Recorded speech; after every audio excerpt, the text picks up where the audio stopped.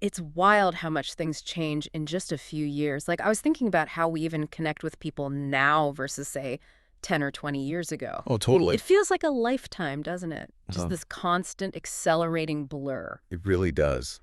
The whole landscape just keeps morphing faster than we could often truly grasp. It's almost impossible to keep up sometimes, isn't it? Yeah. To really sit back and think about the journey. Totally. And I saw this clip the other night, one of those like vintage internet moments that made me stop scrolling through some things. It really got me thinking about how we got here, digitally speaking. Mm-hmm. What started all this social stuff, this relentless quest for connection online. That's a massive question. But it's precisely why we love these deep dives, isn't it? Exactly. To peel back the layers and really get into what shaped the way we live and feel now. What are the undercurrents beneath the constant feed? Absolutely. So buckle up, because tonight we're just going to explore the wild journey of how we've tried to connect online, the big waves that changed everything, and maybe what it all means for us right now in this constantly evolving digital world.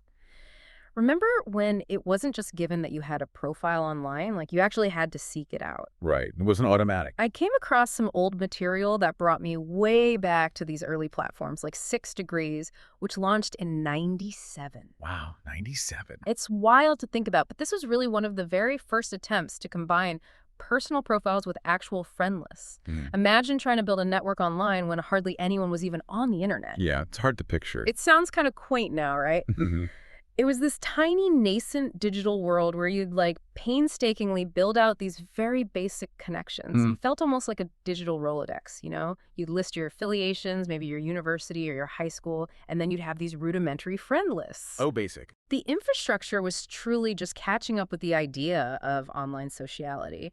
It really makes you think about how fundamentally different the very purpose of being online was back then. Oh, absolutely. It wasn't about performance or broadcasting. It was purely about utility, maybe extending existing relationships or perhaps very carefully forging new ones. Right. The idea of going viral probably wasn't even a concept. It was too slow, too deliberate.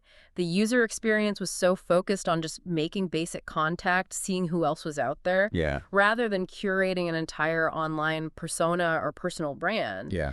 It was about connection, not influence. It makes me think about how fundamentally different the intention behind those sites must have been. You're right, it wasn't about broadcasting to the world, but much more about maintaining existing connections, almost like an online directory of people you already knew. Exactly, like an address book with links. That's precisely how LiveJournal, which appeared in '99, even started. Remember LiveJournal? Vaguely, yeah. Yeah. Wasn't it more like blogging? Sort of, but very community-focused.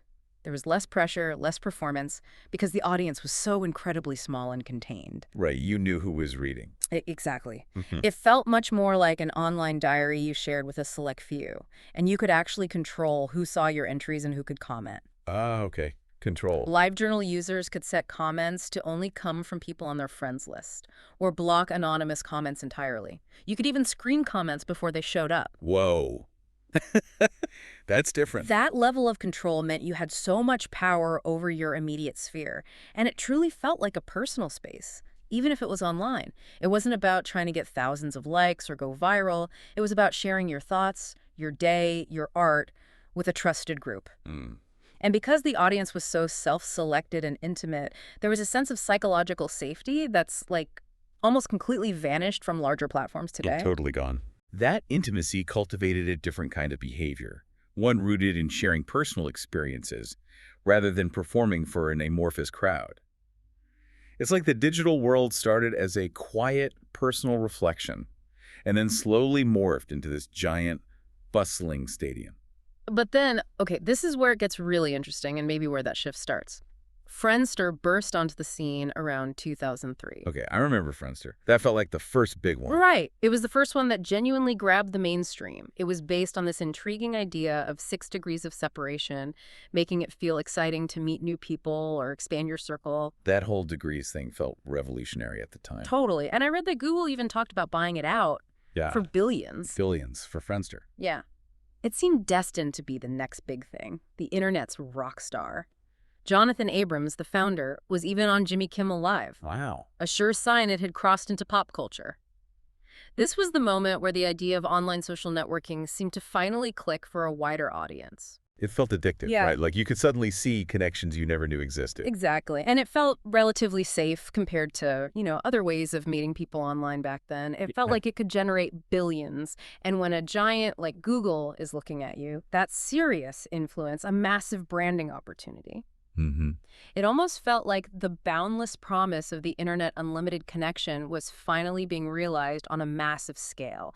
It was a true moment of excitement and innovation. Yeah, it felt like potential. A pivotal point where online connection truly began to move beyond niche communities and into everyday life. It promised a new era of digital interaction, a new kind of social fabric. And what I found so utterly fascinating and honestly a bit heartbreaking looking back was how quickly it unraveled. Right. It just stalled. Yeah, because it simply couldn't scale with the sudden, overwhelming demand.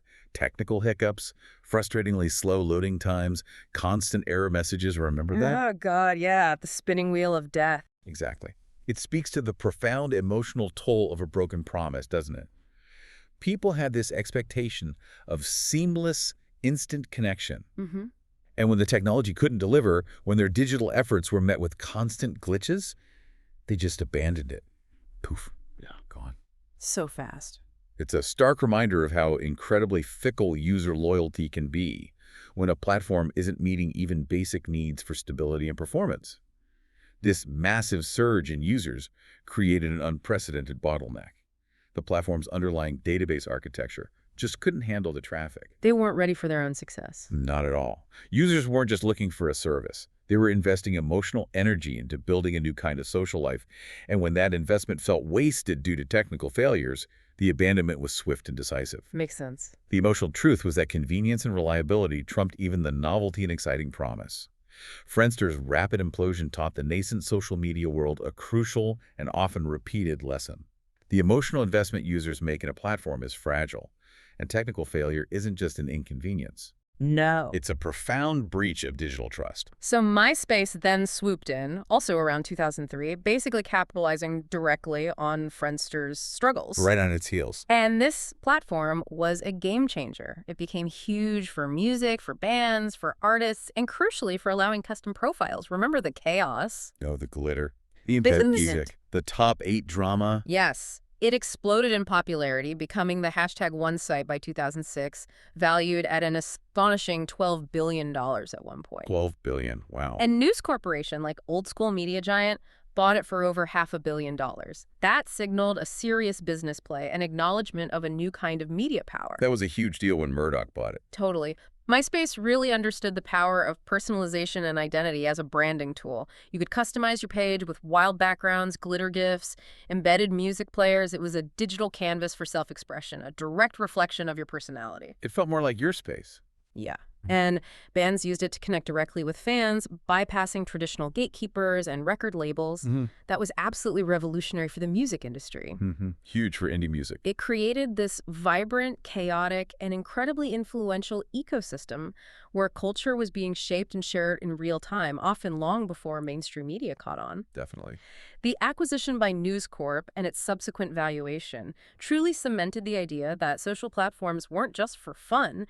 There were serious business assets that could influence entire industries, from entertainment to advertising. It was a true branding powerhouse. It felt more chaotic, though, more expressive, in a way that those earlier, more pristine platforms weren't. For sure. Less polished. Yeah, remember the customized profiles, the iconic Top 8 Friends feature? Mm-hmm. Where you publicly ranked your closest connections? The sheer anxiety of that. Oh my God, the top 8, so much passive aggression. Right. And the wild world of glitter GIFs and embedded music players.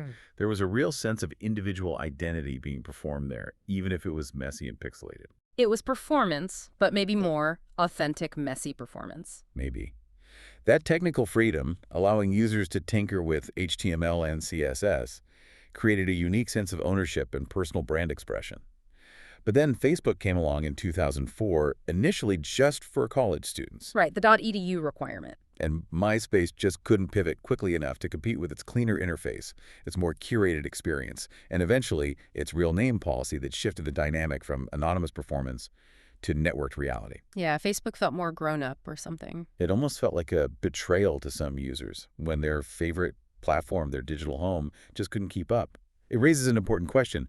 What does it truly take for a platform to survive and evolve when user behavior shifts so quickly? Hmm. When a new competitor offers a different, perhaps more polished, vision of connection? MySpace thrived on that messy, unpolished authenticity. But it couldn't adapt to Facebook's ascendant vision. This early era kind of revealed that true digital intimacy often flourishes when the audience is intentionally small, providing a psychological safety that just vanished as platforms scaled and user behavior shifted from authentic sharing to curated performance. That makes a lot of sense. The bigger it gets, the less safe it feels to be real. So, after MySpace's vibrant but ultimately unsustainable chaos, Twitter emerged in 2006. And it was a completely different beast, microblogging, 140 characters. Totally different vibe, short bursts. I recall reading somewhere that it quickly became absolutely central to the news cycle, like almost immediately. Yeah, journalists jumped on it fast. They started using it to break news first, sometimes even before their own websites could publish it. It gave them direct, immediate power over what they publish and who saw it. Bypassing the editor, in a way. Exactly. It also profoundly blurred the lines. Suddenly, a citizen on the scene of a disaster or protest could inform and even sway traditional news coverage in real time. The Arab Spring comes to mind. Huge impact. Right. It made the news cycle 24/7, which is a whole other conversation about media burnout and constant pressure. Oh, for sure. The never-ending scroll. The structure of Twitter, with its short character limits and immediate public dissemination, was just perfect for rapid updates and breaking information.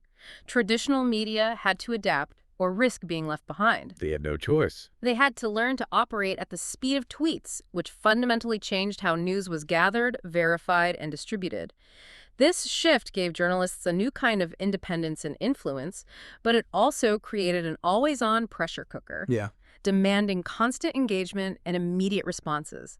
The power dynamic of information flow completely shifted, moving from a few centralized gatekeepers to a distributed network where anyone with a phone could potentially be a news source, impacting public perception instantaneously. That instantaneity is crucial, absolutely transformative, but it's undoubtedly a double-edged sword. Totally. On one hand, yes, it's about amplifying voices, getting information out faster than ever imagined, democratizing access to information. Great. But on the other hand, it means constant pressure, a relentless stream of notifications and updates.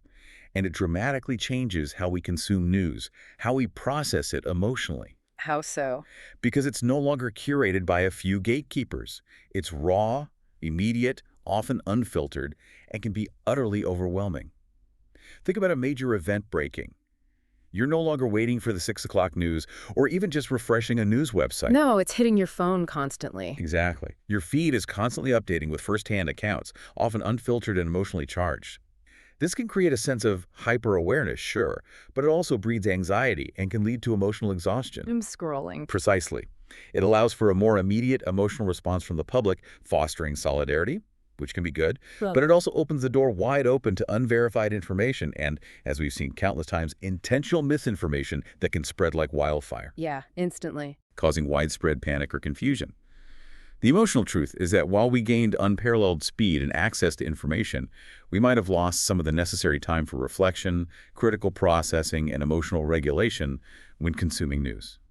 It's a trade-off. A big one. And what's truly fascinating here, if we think about patterns of influence, is how Twitter became such a powerful hub for social movement. Oh, absolutely.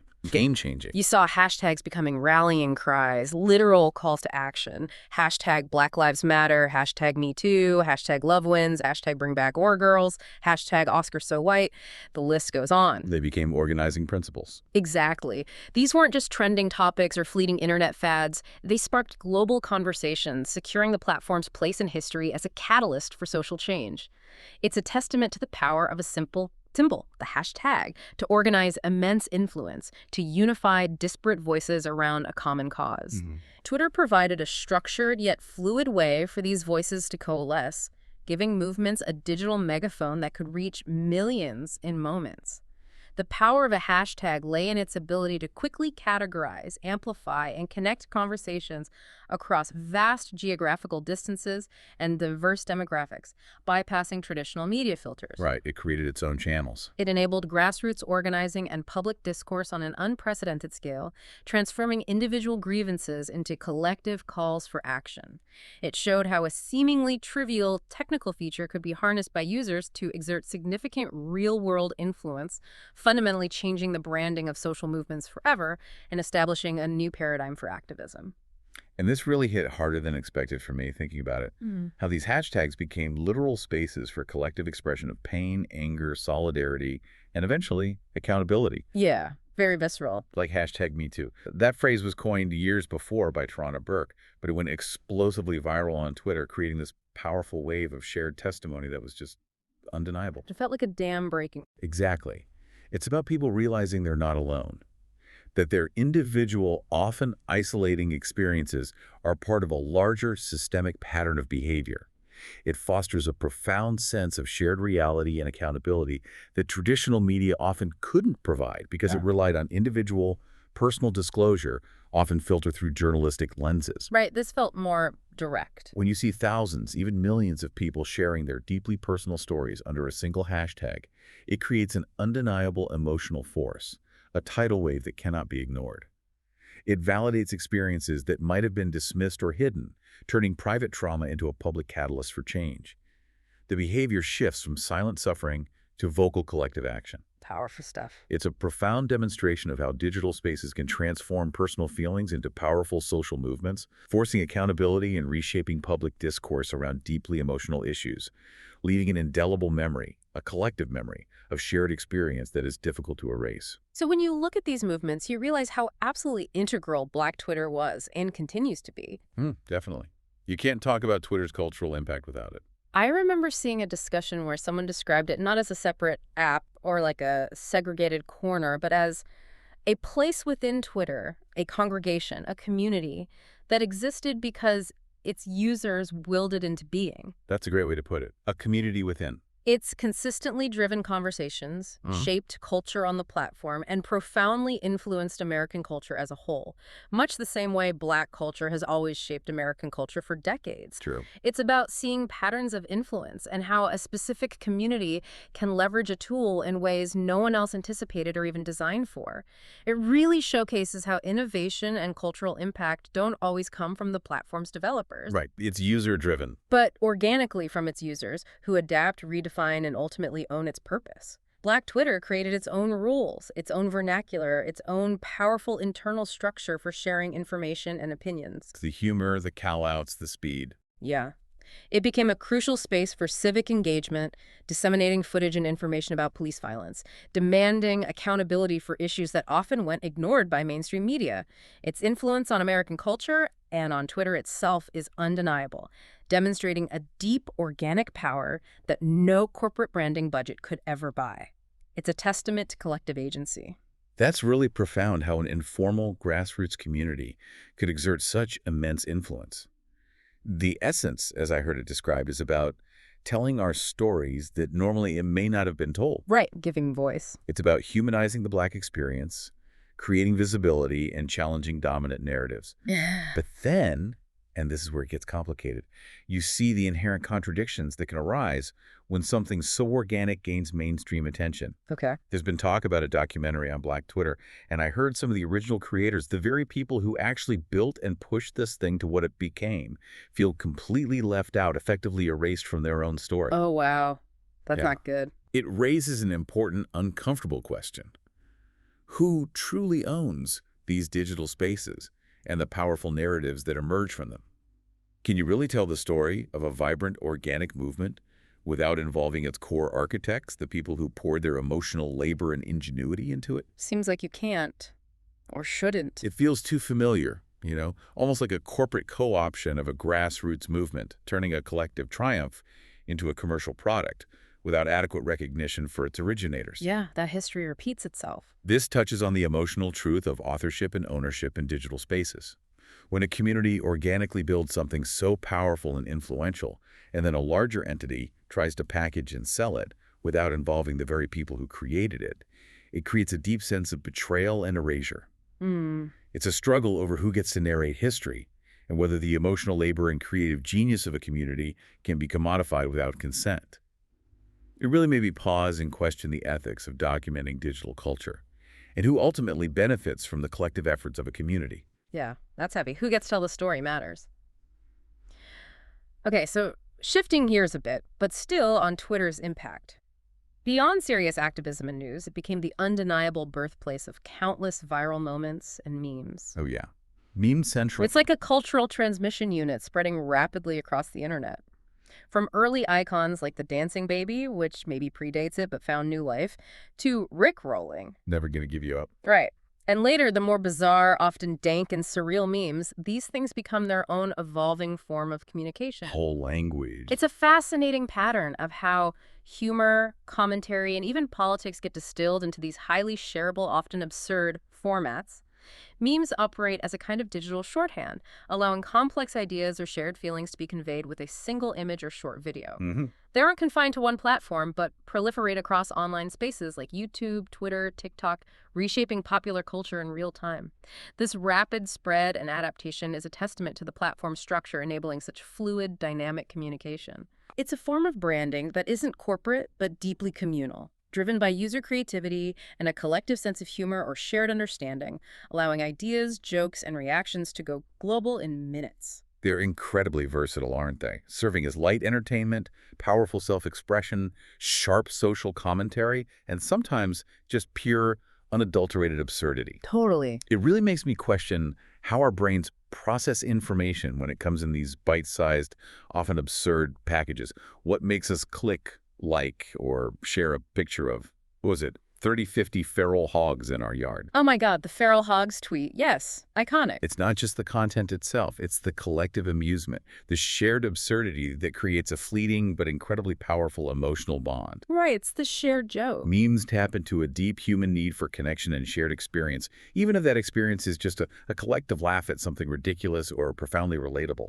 They can be a form of emotional release, a way to cope with overwhelming news, or just a simple way to express relatable feelings without needing 1,000 words. The feral hogs tweet, for instance, became a cultural touchstone because of its sheer unexpectedness and the internet's ability to latch onto and exaggerate a singular bizarre detail. It really highlighted how a moment of confusion or a strange observation can become a powerful vehicle for shared emotional experience and collective memory, Yeah. demonstrating a profound aspect of online behavior, our shared reaction to the unexpected. And when you think about iconic tweets, the influence a single post can have is just staggering. Chadwick Boseman's death announcement Oh yeah, it's still powerful. is still to this day the most liked tweet in history, an overwhelming outpouring of collective grief, just raw numbers reflecting feeling. And then you have Elon Musk joking about buying Coca-Cola to put the cocaine back in, Sure. showcasing a playful yet powerful personal brand, very on brand for him, I guess. Love him or hate him, yeah. Or Obama quoting Mandela after Charlottesville, a moment of profound moral leadership captured in a tweet. A necessary moment. Greta Thunberg's pointed clapbacks at Andrew Tate, Joe Biden's inauguration tweet, even Macaulay Culkin's 40th birthday joke. Hey guys, want to feel old? I'm 40. Yeah, I remember that. These are all moments that captured global attention, showing how a single post can influence public perception or mark a historical event, transcending the digital sphere. These aren't just random posts, they're often strategically branded moments, Right. whether by a celebrity's team, a political campaign, or simply a well-timed, witty remark that resonated globally. The announcement of Chadwick Boseman's passing, with over 6.7 million likes. It became a public outpouring of grief and respect, demonstrating the platform's unique capacity for collective mourning. Yeah. Each one, in its own way, shows how a single, concise statement can leverage the platform's structure to achieve immense influence and become part of our collective digital history, shaping narratives and influencing behavior. It's interesting how these fleeting digital moments become so deeply ingrained in our collective memory. Yeah. But, not all viral moments are positive or uplifting, are they? Oh, definitely not. Remember the Kendall Jenner Pepsi ad? Which was just, wow, a masterclass in tone deafness. Oh, God, yes. Painful to watch. Or that Imagine video during the early pandemic with Gal Gadot and a bunch of other celebrities singing from their mansions. The collective cringe was audible. Right? Yeah. Or even the Cats movie trailer, which sparked collective horror and amusement. Nightmare fuel. But yes, viral. What stuck with me was the palpable collective cringe and anger that those moments generated. They showed just how quickly the internet can turn on something that feels inauthentic or profoundly tone-deaf, Merciless. how it can mercilessly expose contradictions between a carefully crafted celebrity image or corporate branding and genuine public sentiment. The Pepsi ad, trying to co-opt social justice movements for commercial gain, was met with swift and brutal backlash, including from civil rights leaders like Martin Luther King Jr.'s daughter, Bernice King. Yeah, that was a bad look. It revealed a profound disconnect between the brand's intent and the public's emotional understanding of real struggles. The Imagine video, with celebrities singing from their isolated mansions during a global crisis, felt incredibly out of touch, triggering collective eye rolls and accusations of narcissism. Just read the room, people. These moments create a powerful, often negative emotional memory, showcasing the internet's ability to act as a swift, unforgiving judge of authenticity and perceived hypocrisy, reminding us that behavior online often reflects deep-seated emotional truths about what people truly value and what they will absolutely reject. Yeah, authenticity, or the lack of it, gets amplified. Okay, so let's unpack this because we have to talk about it. The entire landscape changed again, dramatically, with Elon Musk's acquisition of Twitter and the subsequent rebranding to X. Oh boy. Yeah. That was a moment. Right. This felt like a complete overhaul of the power structure, a total redefinition of the platform's core identity, the whole freedom of speech, not freedom of reach policy, which, okay.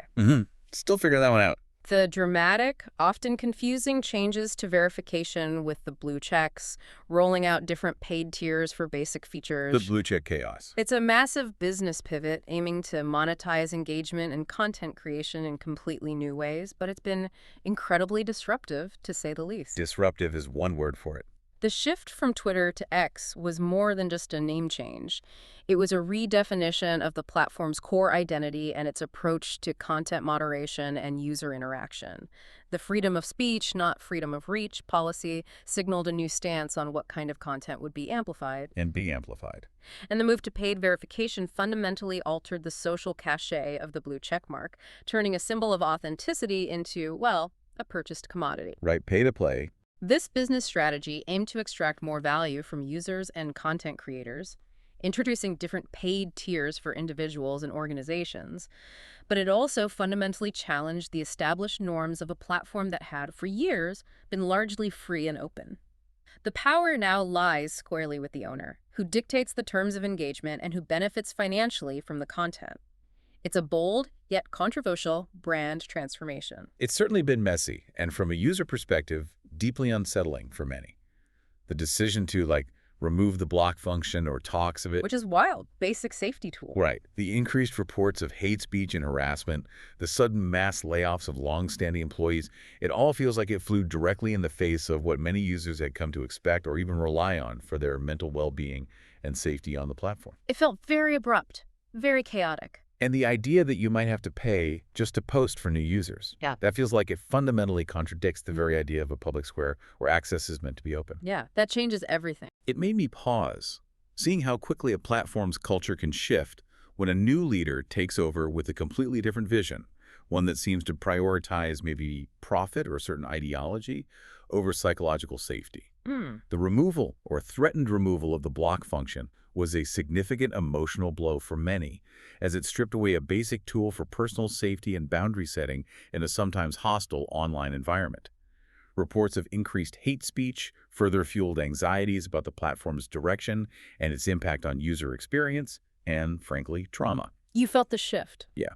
The abruptness of mass layoffs also created a sense of instability and fear, directly impacting the human element behind the platform. This rapid top-down transformation challenged the collective memory of what Twitter was and how users behaved within it, creating a jarring contradiction between the platform's historical purpose and its new trajectory. And the business side of it, if we look at the patterns, is clear. Yeah. Ad revenue drops significantly, and for a social media company, that's the lifeblood. Huge drop. Yeah. Advertisers got spooked. There's this perception, even stated in some places I've read, that the platform is becoming a toxic mess. Research I saw pointed to a significant user exodus, with 60% of U.S. users reportedly taking a break after the acquisition. 60% is massive. Right. This raises an incredibly important question for any business. Can a platform sustain its influence and appeal if its core user base and its primary advertisers are pulling back? It's a death spiral, potentially. It fundamentally challenges the entire branding strategy and its long-term viability. When major advertisers, including tech and media companies, pull back due to concerns about content moderation, brand safety, and association with hate speech, it directly impacts the platform's financial viability. The money talks. The perception of it being a toxic mess is not just anecdotal, it's a serious branding issue that directly affects user retention and engagement. If over half of your user base takes a significant break, it signals a fundamental problem with the platform's direction and its ability to maintain its previously influential position as a global public square for news and rapid communication. Yeah, the whole structure feels wobbly. The core structure and purpose were being undermined by its new management and the subsequent user exodus. It really does feel undermined. And what's fascinating and concerning is the direct emotional impact on users that you hear about. You read about users reporting a clear drop in positive emotions Yeah. and a corresponding surge in outrage, anxiety, and political polarization. Even boredom, which is wild for a platform designed for constant frenetic engagement, started to be a common complaint. Boredom on Twitter X. That is wild. Right. It seems to powerfully validate the idea that the way a platform is managed, its underlying policies and culture, directly impacts our emotional state while using it. The vibe changes, basically. Exactly. It's a profound contradiction. Yeah. You go there to connect, to be informed, to find community, but you might leave feeling demonstrably worse. Mm. I came across a study that suggested simply scrolling your feed on X, even passively, is associated with a quantifiable drop in positive emotions. Just scrolling. Wow. This isn't just about politically charged content. It's about the general emotional climate of the platform. When people are seeking social interaction, they might find a sense of belonging. But the most frequent activity, passive scrolling, seems to consistently drag users down, leading to increased anger and a sense of dissatisfaction. Mm. It highlights the profound emotional truth that digital spaces are not neutral. Their design and governance directly influence our mental well-being, often in ways we don't consciously recognize, turning a tool for connection into a source of emotional drain. That's sobering. Okay, so if we connect this to the bigger picture, the impact on our inner lives, social media has undeniably fundamentally changed how we grieve and mourn. Oh, completely. It's unrecognizable from before. It's not just about traditional obituaries or hushed private ceremonies anymore. People now post messages about loved ones, they organize funerals, they find sprawling online support networks. Facebook condolences, GoFundMes. Right. Often with people they've never met in person, but who share a common experience. It's created a completely new structure for public mourning, a collective space for shared sorrow. But it also means that grief, which used to be intensely private, can now become incredibly public, vulnerable to scrutiny, and even disturbingly politicized. That's the scary part. The traditional boundaries of mourning have dissolved, allowing for a broader, more communal expression of loss. Social media allows for instant dissemination of news about a passing and then for an immediate outpouring of condolences and shared memories. This new structure enables people to reach out, find support, and even organize practical matters like funerals, which can be incredibly therapeutic. There are positives, for sure. But it also opens up the highly personal experience of grief to a wider, often anonymous and sometimes unsympathetic audience, which can profoundly complicate the grieving process and expose it to outside forces. It's a fundamental shift in how we process and display one of the most profound human experiences. And this particular aspect, the public nature of grief, it just hits too real, too close to home sometimes. Yeah. I read about the tragic Molly Tibbetts case, where her family's intensely private grief was almost immediately weaponized and twisted for anti-immigrant narratives on Twitter, Oh, I remember that. Horrible. forcing them to publicly combat misinformation and hateful rhetoric while still reeling from their loss. That's an additional, unimaginable kind of violence and emotional burden. Unbelievable. It made me deeply question, what does it mean to mourn authentically when your sorrow can be so easily co-opted, distorted, or even maliciously spun by a wider, often unsympathetic audience for their own agendas? How do you even navigate that? It's a profound, heartbreaking shift in how we process loss. The emotional truth is that when personal tragedy becomes a battleground for political agendas, the original raw pain of grief is hijacked and manipulated. This forces grieving families into a defensive public stance, prolonging their suffering and denying them the private space needed to heal. It's re-traumatizing. Totally. It's a stark contradiction. A space designed for connection and support can also become a source of immense secondary trauma, leaving a lasting emotional memory of a very public violation. It really highlights how our behavior in these spaces and how we interact with intensely personal stories has profound and often devastating real-world consequences, demanding a level of emotional resilience that few are equipped for. Yeah. Requires thick skin you shouldn't need when you're grieving. And beyond grief, the overall impact of social media on mental health is something we absolutely have to talk about because it's such a complex picture. It's Yeah. not all bad, right? No, definitely not all bad. Nuance is key. During the initial phases of COVID-19, when everyone was isolated and navigating unprecedented uncertainty, social media was crucial for connection, for informational support, and demonstrably reducing loneliness for countless people. It was a lifeline for many. Celebrities and world leaders even used it to share their diagnoses, like Tom Hanks did early on, which weirdly normalized it a bit. Yeah, that felt significant. Or promote charitable actions and public health initiatives, like Ansel Elgort raising money for frontline workers. It truly showed the positive influence these platforms could have when used intentionally, when they acted as vital conduits for community and information. When people were confined to their homes, these platforms became lifelines, bridging the physical distance and allowing for a semblance of social interaction. Right. This structural shift in communication patterns meant that social media could provide critical emotional and informational support, helping to mitigate feelings of isolation and negative mood. It highlighted the platform's profound potential for positive influence, acting as a crucial system for support during a global crisis, a tool for collective action and shared humanity. That's such a powerful double-edged sword, isn't it? Always. That same COVID-19 period also saw a rapid, unchecked spread of misinformation, exacerbating stress, fear, and panic about the virus and its treatments. Remember all the crazy theories? Oh, yeah, bleach cures, 5G. Yeah. It was nuts. Exactly. Yeah. Then there are those incredibly personal experiences that hit you right in the gut, like reading about someone who live tweeted their breakup, hoping to process it publicly, maybe demystify mental illness, Oh, no. and instead spiraled into such profound distress that they ended up in a mental hospital. Jesus, that's terrifying. It reminds me how incredibly fragile our emotional state can be online, how vulnerable we are in these public spaces. I even came across that study again suggesting simply scrolling your feed on X is associated with a measurable drop in positive emotions and a rise in anger. It's like passive consumption is actively harmful sometimes. It seems that way. It implies we have to be so incredibly intentional with our use, especially when we're feeling vulnerable. It's about emotional truth and personal boundaries.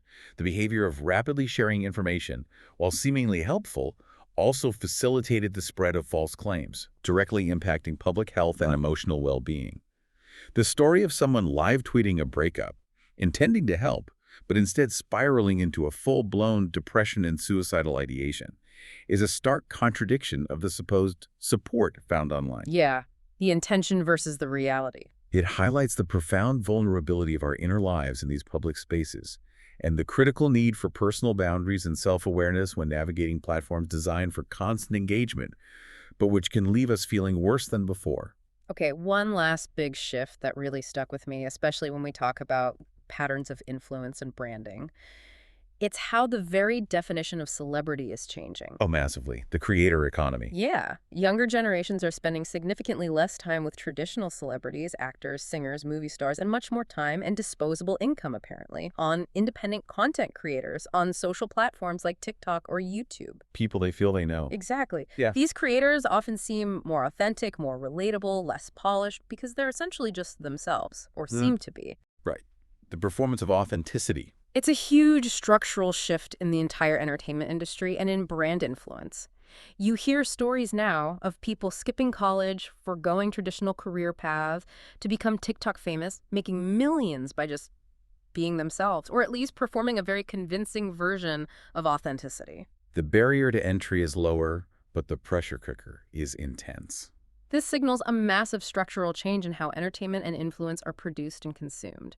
Traditional studios are struggling to migrate ad revenues to their streaming services, while social platforms are capturing the majority of digital ad dollars by cultivating these relatable, user-generated stars. Hmm.